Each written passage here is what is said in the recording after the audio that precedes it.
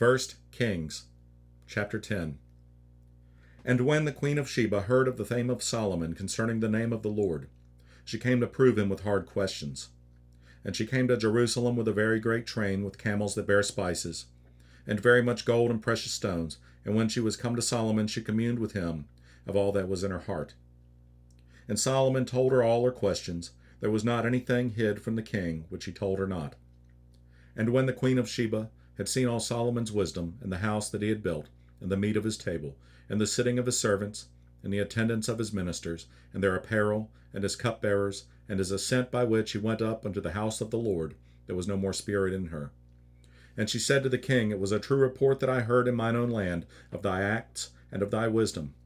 Howbeit I believed not the words until I came, and mine eyes had seen it, and behold, the half was not told me. Thy wisdom and prosperity exceedeth the fame which I heard. Happy are thy men, happy are these thy servants, which stand continually before thee, and that hear thy wisdom.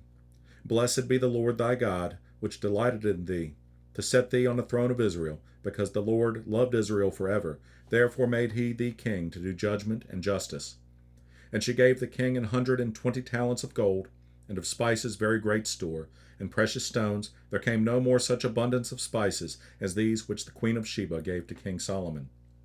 And the navy also of Hiram, that brought gold from Ophir, brought in from Ophir great plenty of almug trees and precious stones.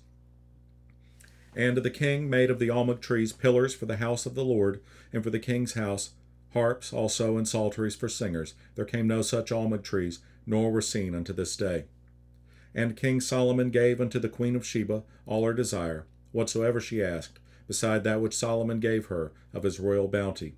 So she turned and went to her own country, she and her servants.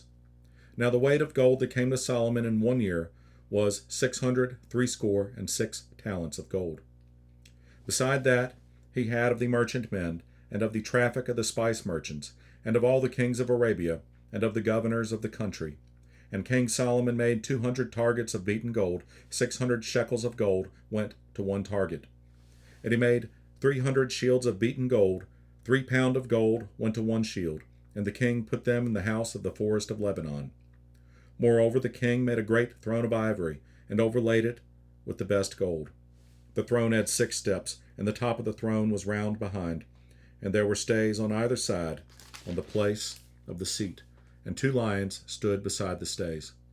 And 12 lions stood there on the one side, and on the other upon the 6 steps. There was not the like made in any kingdom.